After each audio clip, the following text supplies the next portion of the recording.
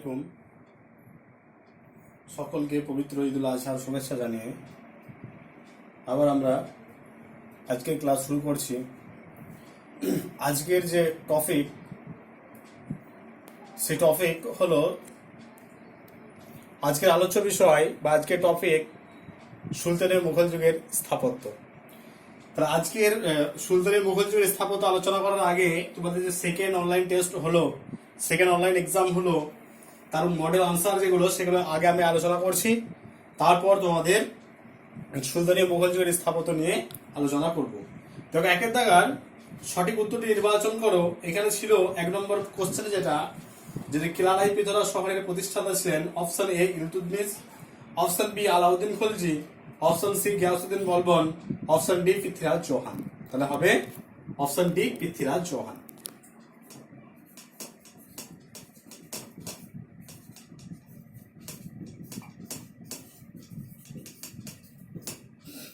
দু নম্বর, মধ্য এশিয়ার এক দুর্ধর্ষ জাতি ছিল মঙ্গলরা, হুনরা, সকরা, পাঠানরা। তাহলে মধ্য এশিয়ার এক দুর্ধর্ষ জাতি ছিল মঙ্গলরা। তাহলে অপশন এটা হবে মঙ্গলরা, দুইটা হবে মঙ্গলরা। 3 নম্বর কোশ্চেন ছিল যে শাহজাহানাবাদ শহরের সবচেয়ে বড় সুন্দর, শাহজাহানাবাদ শহরের সবচেয়ে বড় সুন্দর বাড়িগুলিকে বলা হতো অপশন এ মকান, অপশন বি কোঠরি, অপশন সি কসবা, অপশন ডি হাভেলি। তাহলে এটা হবে হাভেলি। চারটা আছে যে শিখদের উপাসনালয়ের নাম option A gurdwara, option B church, option C মন্দির, অপশন ডি মসজিদ। তাহলে এটা হবে অপশন এ গুরুদুয়ার।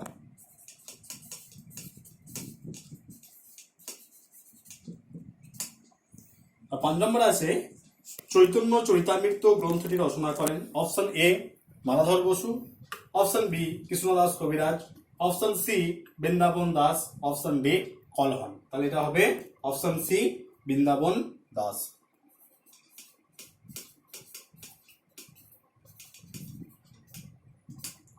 এরপর শূন্যস্থান পূরণগুলো নিয়ে আলোচনা করব।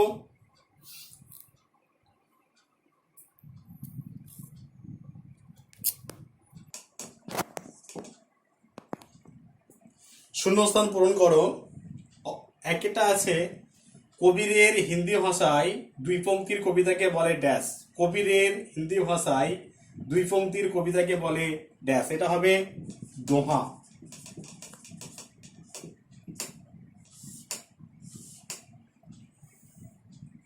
দু নম্বর, সুলতানি ও মুঘল যুগের খেলাধুলার মধ্যে ড্যাশ ছিল একটি জনপ্রিয় খেলা।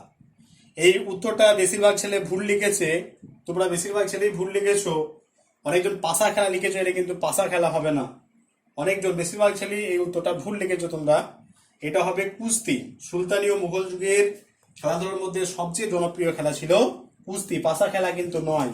পাশা খেলা ছিল, কিন্তু এই উত্তরটা হবে কুস্তি, এটা পাশা হবে না, এটা কুস্তি হবে। 3 নম্বরে আছে blue water policy. Blue water পলিসির প্রবক্তা ছিলেন ডিউক অফ আলবুকার্ক। এটা অনেকজন ভুল লিখেছো, আলফানসো লিখেছো। এটা আলফানসো নয়, ডিউক অফ আলবুকার্ক। অনেক ছেলে আলফানসো লিখেছো, আলফানসো নয় কিন্তু এটা হবে এটা হবে ডিউক অফ আলবুকার্ক।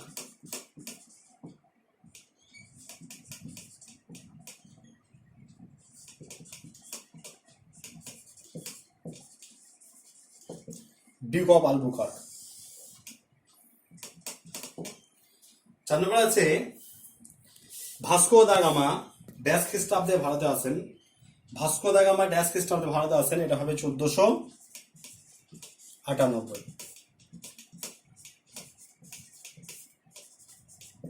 1498 খ্রিস্টাব্দে ভাস্কো দা গামা ভারতে আসেন। লাস্ট প্রশ্ন যেটা ছিল সেটা হচ্ছে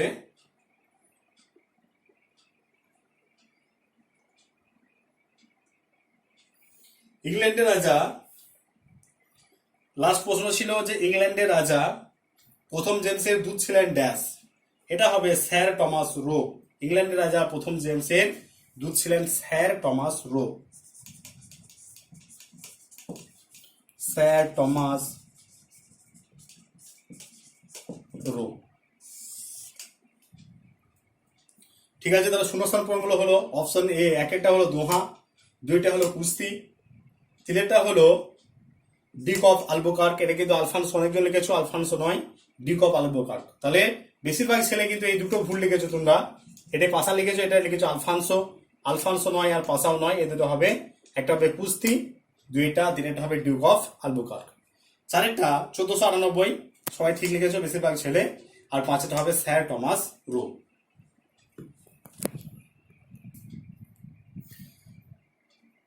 তিনের দাগের যে প্রশ্নগুলো ছিল তার এক নম্বর প্রশ্ন ছিল ভক্তিবাদ কথার অর্থ কি। তাহলে ভক্তিবাদ কথার অর্থ হলো আত্মার সঙ্গে পরমাত্মার অতীন্দ্রিয় মিলন। ভক্তিবাদ কথার অর্থ হলো আত্মার সঙ্গে পরমাত্মার অতীন্দ্রিয় মিলন। এটা হচ্ছে সঠিক উত্তর। অনেক ছেলে এটা না লিখে অনেক ছেলে লিখেছে, অনেক ছেলে লিখেছো তোমরা যে ভক্তের সঙ্গে ভগবানের প্রেম বা ভক্তের সঙ্গে ভগবানের ভালোবাসাকে ভক্তিবাদ বলা হয়। এই উত্তরটাও মোটামুটি ঠিক, তবে আত্মার সঙ্গে পরমাত্মার অতীন্দ্রিয় মিলন এটা যদি লিখো এটা একদম সঠিক। তবু যারা ওটা লিখেছো আমি নম্বর দিয়েছি, নম্বর পেয়েছো, ঠিক আছে। নেক্সট কোশ্চেন আছে যে মীরার ভজন কি। তাহলে ভক্তিবাদী সাধিকা মীরা ছিলেন শ্রীকৃষ্ণের পূজারী। ভক্তিবাদী সাধিকা মীরা ছিলেন শ্রীকৃষ্ণের পূজারী। তাহলে শ্রীকৃষ্ণকে লাভ করার জন্য, শ্রীকৃষ্ণের প্রতি তার ভালোবাসাকে ব্যক্ত করার জন্য, শ্রীকৃষ্ণকে লাভ করার জন্য তিনি প্রায় 500টি গান রচনা করেছিলেন, বা মীরা প্রায় 500টি গান রচনা করেছিলেন, যা মীরার ভজন নামে পরিচিত। তাহলে মীরাবাই ছিলেন একজন ভক্তিবাদী সাধিকা। তাহলে এই মীরাবাই ছিলেন শ্রীকৃষ্ণের পূজারী। তাহলে শ্রীকৃষ্ণকে লাভ করার জন্য, শ্রীকৃষ্ণকে পাওয়ার জন্য তিনি প্রায় 500টি গান রচনা করেছিলেন, যা মীরার ভজন নামে পরিচিত। নেক্সট কোশ্চেন আছে কীর্তন কি। বাংলার একজন ভক্তিবাদী সাধক, যিনি বৈষ্ণব ধর্মের প্রতিষ্ঠাতা, শ্রী হলেন শ্রী চৈতন্যদেব। তাহলে শ্রী চৈতন্যদেব তিনি অপর দিকে তার যে শ্রী চৈতন্যদেব তার যে বৈষ্ণব আন্দোলন, সেই বৈষ্ণব আন্দোলনের মূল সূত্র হিসেবে তিনি কীর্তনকে বেছে নিয়েছিলেন। তাহলে ওপর দিকে দু হাত তুলে হরিরাম হরিরাম হরে কৃষ্ণ বলে যে আওয়াজ তোলা সমবেতভাবে, সেটাকে বলা হয় কীর্তন। কীর্তন দুই প্রকার, একটা হচ্ছে নাম কীর্তন, একটা হচ্ছে নগর কীর্তন। ঠিক আছে, এতটুকু লিখলেই হবে, একটা নাম কীর্তন, একটা নগর কীর্তন। নেক্সট 4 নম্বর কোশ্চেন আছে যে হুন্ডি কি।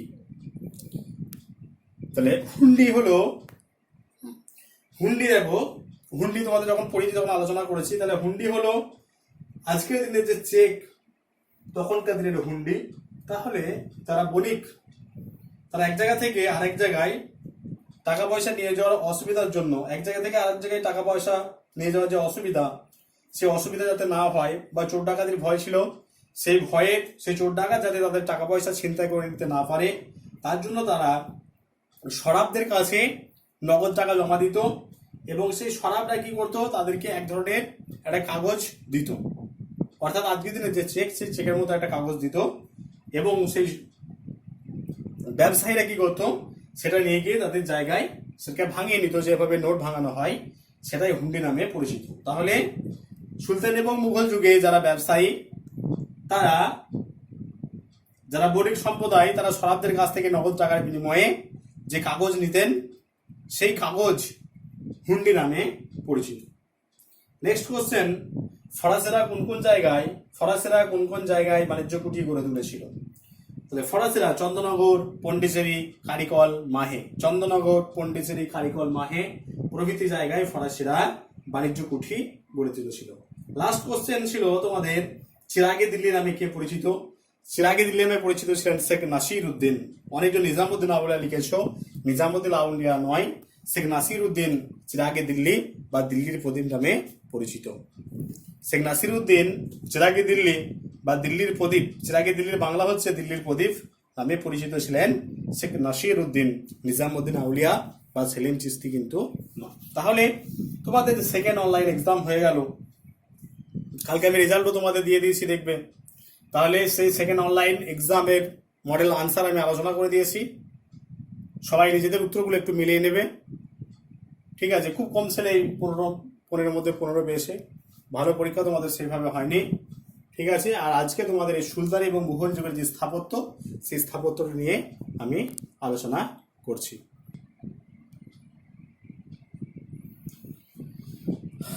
তোমাদের সুলতানি এবং মুঘল যুগের স্থাপত্য সেটা নিয়ে আলোচনা করব। সুলতানি যুগের সূচনা হয়েছিল 1206 খ্রিস্টাব্দে। কুতুবউদ্দিন আইবক 1206 খ্রিস্টাব্দে দিল্লির সুলতানি সাম্রাজ্য প্রতিষ্ঠা করেছিলেন। 1206 থেকে 1526 এই সময়কাল ছিল। 1206 থেকে 1526 ছিল দিল্লির সুলতানি যুগ, আর 1526 থেকে 1707 এই সময়কালটা ছিল মুঘল যুগ। তাহলে 1206 থেকে 1526 320 বছর, আর 1526 থেকে 1707 এদিকে প্রায় 200 বছরের মতো। তাহলে এই সময়কালে তাহলে 1200 আর 5 1700 প্রায় 500 বছর। সুলতানি এবং মুঘল যুগ যদি একসঙ্গে ধরা হয় তাহলে এদের সময়কালটা হবে 500 বছর। এই 500 বছর সময়কালে সুলতানি এবং মুঘল যুগের যারা শাসক ছিলেন তারা বিভিন্ন ধরনের ঘরবাড়ি, মন্দির, ঘরবাড়ি, প্রাসাদ, মন্দির নয় সরি মন্দিরও বানিয়েছিল অনেক পরবর্তীকালে। তাহলে ঘরবাড়ি, প্রাসাদ, মিনার, মসজিদ, মন্দির এই সমস্তগুলো তারা নির্মাণ করেছিলেন। তাহলে এগুলোকে স্থাপত্য বলা হয়। তাহলে পুরোনো দিনের যে সমস্ত জিনিস সেগুলোকে আমরা বলি স্থাপত্য।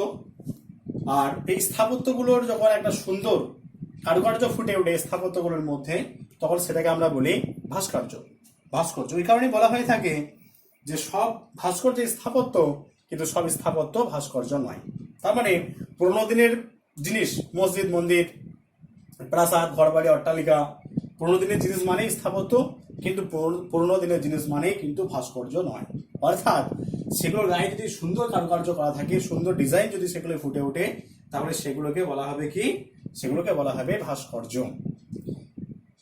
তাহলে আজকের দিনেও সুলতানি এবং মুঘল যুগের যে স্থাপত্য, সেই স্থাপত্য আমরা দেখতে পাই বা স্থাপত্যের খোঁজ আমরা পাই।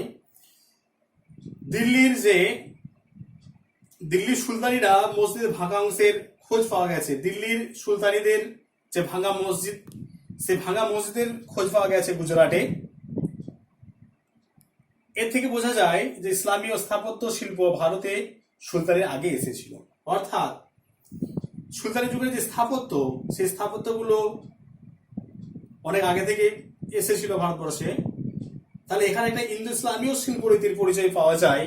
তাহলে ভারতীয় এবং ইসলামীয় শিল্পরীতির সংমিশ্রণে যে নতুন ধারা শিল্পরীতি তৈরি হয়, তাকে বলা হয় ইন্দো ইসলামীয় শিল্পরীতি। তাহলে ইন্দো ইসলামীয় শিল্পরীতি ভারতবর্ষের শিল্পরীতির সঙ্গে দিল্লির সুলতান একটা নতুন ধরনের শিল্পরীতি নিয়ে আসেন। ভারতীয় এবং ইসলামীয় শিল্পরীতির সংমিশ্রণে একটা নতুন শিল্পরীতি তৈরি হয়েছিল, যেটাকে বলা হয় ইন্দো ইসলামীয় শিল্পরীতি।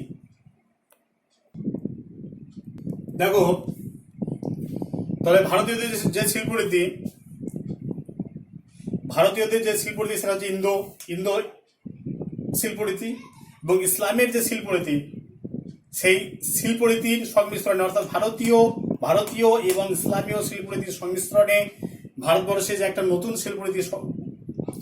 শিল্পরীতির উদ্ভব ঘটেছিল, সেটাকে বলা হয় ইন্দো ইসলামীয় শিল্পরীতি। তাহলে ইন্দো ইসলামীয় শিল্পরীতি দিয়ে বিভিন্ন ধরনের স্মৃতিসৌধ, মিনার প্রভৃতি বানানো হতো, এবং সেগুলোতে সুন্দরভাবে কারুকার্য করে সেগুলোকে মুড়ে দেওয়া হতো। তরাইনের দ্বিতীয় যুদ্ধে জয়ের পর, তরাইনের দ্বিতীয় যুদ্ধ কত সালে হয়েছিল এর আগে আমরা পড়েছি। প্রথম যুদ্ধ হচ্ছে 1191, তরাইনের প্রথম যুদ্ধ। আর তরাইনের দ্বিতীয় যুদ্ধ হয়েছিল 1192 খ্রিস্টাব্দে। তাহলে 1192 খ্রিস্টাব্দে তরাইনের দ্বিতীয় যুদ্ধে জয়ের পর কুতুবউদ্দিন আইবক কুয়াত উল ইসলাম মসজিদ তিনি তৈরি করতে শুরু করেছিলেন। কুয়াত উল ইসলাম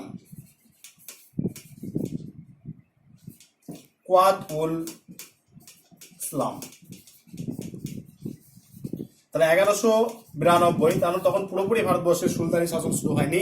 সুলতানি শাসন শুরু হয়েছিল কত? 1206 খ্রিস্টাব্দে। তাহলে সুলতানি শাসন শুরু হওয়ার আগেই কুয়াতুল ইসলাম যে মসজিদ, সেই মসজিদ বানাতে শুরু করেছিলেন কুতুবউদ্দিন আইবক। আচ্ছা, এরপর কেন কেন এটা বানানো শুরু হয়েছিল? তাহলে এদেশের লোক যাতে তাকে শাসক বলে মেনে নেয়, এদেশের লোক অর্থাৎ ভারতবর্ষের লোক যাতে তাকে শাসক বলে মেনে নেয়, সেজন্যই তিনি কুয়াতুল ইসলাম মসজিদটা নির্মাণ করতে শুরু করেছিলেন। আর এই মসজিদে হিন্দু, জৈন এবং ইসলামের স্থাপত্য শিল্পের নজর গড়ে উঠেছিল, অর্থাৎ নজর দেখা যায়। এখানে ইসলামীয় শিল্পরীতি ছিল, জৈনদের যে শিল্পরীতি সেটা ছিল, এবং হিন্দুদের শিল্পরীতি ছিল। এই মসজিদের যে মিনার অর্থাৎ কুয়াতুল ইসলাম মসজিদের যে মিনার, সেটা কুতুব মিনার নামে পরিচিত। আর এই মিনার সুলতানি শাসনের প্রতীক হয়ে উঠেছিল। তবে কুতুবউদ্দিন আইবক মারা যাওয়ার পরে এই মিনারটির কাজ যেহেতু শেষ হয়নি, সেই কাজটি বানানো শেষ করেছিলেন ইলতুৎমিশ। তাহলে কুতুব মিনার, যারা দিল্লি গেছো তারা দেখবে দিল্লির যে কুতুব মিনার, সেই কুতুব মিনার আজও অক্ষত অবস্থায় দিল্লিতে আছে। তাহলে সেই কুতুব মিনার যিনি তৈরি করেছিলেন কুতুবউদ্দিন আইবক, খাজা কুতুবউদ্দিন বখতিয়ার কাকির স্মৃতি রক্ষার্থে এই কুতুব মিনারটি তৈরি করেছিলেন। এবং তিনি কুতুব মিনারের কাজ পুরোপুরি সম্পন্ন করতে পারেননি, তার আগেই তার মৃত্যু হয়েছিল। তাই এই কুতুব মিনারের যে কাজ, সেই কাজটা শেষ করেছিলেন ইলতুৎমিশ। আর সুলতান আলাউদ্দিন খলজি তিনি আলাই দরওয়াজা নামে একটা স্থাপত্য তৈরি করেছিলেন। এটি ছিল ইন্দো ইসলামীয় শিল্পরীতির একটা অন্যতম উদাহরণ।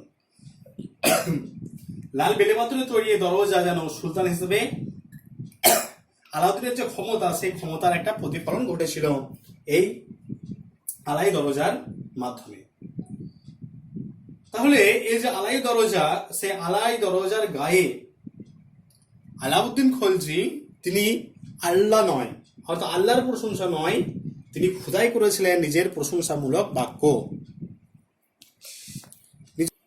তাহলে আলাউদ্দিন খলজি যে আলাই দরওয়াজা, সে আলাই দরওয়াজার গায়ে তিনি আল্লাহর প্রশংসা নয়, নিজের প্রশংসামূলক বাক্য সেখানে খোদাই করেছিলেন। এছাড়াও কুতুব মিনার, ইলতুৎমিশের সমাধি, আলাই দরওয়াজা, এই সমস্তগুলো কুতুব মিনারের যে চত্বর, সেই কুতুব মিনারের চত্বরে গড়ে উঠেছিল। মোহাম্মদ বিন তুগলকের দৌলতাবাদের দুর্গ শহরে তেমন কোনো পরিকল্পনা ছাপ ছিল না। ফিরোজ শাহ তুগলকের ফিরোজাবাদ একই রকম ভাবে তৈরি করা হয়েছিল। সমাধিসৌধ বানানোর প্রতিও তুগলক সুলতানদের কিন্তু কোনো মনোযোগ ছিল না। তাহলে তাদের যে বৈশিষ্ট্য, সেই বৈশিষ্ট্যের মধ্যে একটা অন্যতম হলো যে গম্বুজ বসানো ঢালু দেওয়াল ছিল তাদের স্থাপত্যের মধ্যে একটা অন্যতম বৈশিষ্ট্য।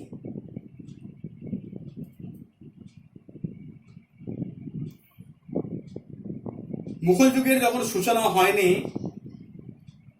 তার আগেই ভারতবর্ষে ইন্দো ইসলামীয় ধারায় স্থাপত্য তৈরি হয়ে গিয়েছিল, যেগুলোর উল্লেখ এখানে করা হলো। তাহলে তোমাদের আজ সুলতানি যুগের স্থাপত্যগুলো নিয়ে আলোচনা করা হলো। পরের ক্লাসে মুঘল যুগের যে স্থাপত্য, সেই মুঘল যুগের স্থাপত্যগুলো নিয়ে আলোচনা করব। তাহলে সুলতানি যুগের শাসকদের মধ্যে কুতুবউদ্দিন আইবক প্রথম কুয়াতুল ইসলাম দিয়ে শুরু করেছিলেন স্থাপত্য শিল্পে, এবং এখানে ইন্দো ইসলামীয় শিল্পরীতির একটা সংমিশ্রণ ঘটেছিল। ভারতবর্ষের শিল্পরীতি এবং ইসলামীয় শিল্পরীতির সংমিশ্রণে একটা নতুন শিল্পরীতি গড়ে উঠেছিল সুলতানি যুগে, যাকে বলা হয় ইন্দো ইসলামীয় শিল্পরীতি। এই ইন্দো ইসলামীয় শিল্পরীতির একটা প্রকৃষ্ট উদাহরণ বা একটা অন্যতম উদাহরণ হলো আলাউদ্দিন খলজি নির্মিত আলাই দরওয়াজা। তারপরে এখানে আলোচনা করা হলো যে কুতুব মিনার, খাজা কুতুবউদ্দিন বখতিয়ার কাকির স্মৃতি রক্ষার্থে কুতুবউদ্দিন আইবক এই কুতুব মিনারের নির্মাণ কার্য শুরু করেছিলেন, এবং তার জামাই ইলতুৎমিশ সে নির্মাণ কার্য শেষ করেছিলেন। আর এই শিল্পরীতিতে একটা যে নতুন ধারা ভারতবর্ষের ইতিহাসে, সে নতুন ধারা এই ইন্দো ইসলামীয় শিল্পরীতি গড়ে ওঠার পর একটা নতুন ধারায় কিন্তু স্থাপত্যগুলোতে একটা নতুন ধারা লক্ষ্য করা যায়, যেটা কিন্তু সুলতানি যুগের শাসকরা ভারতবর্ষে আসার আগে এই নতুন ধারাটা কিন্তু ভারতবর্ষে দেখা যায়নি। যাই হোক, আজকে তোমাদের মডেল আনসার নিয়ে আলোচনা করা হলো, এবং সুলতানি যুগের স্থাপত্য কেমন ছিল সেই সুলতানি যুগের স্থাপত্য নিয়ে আলোচনা করা হলো। সবাই ভালো করে ভিডিওটা দেখবে, কারো যদি কিছু বুঝতে অসুবিধা হয় অবশ্যই জানাবে। ঠিক আছে।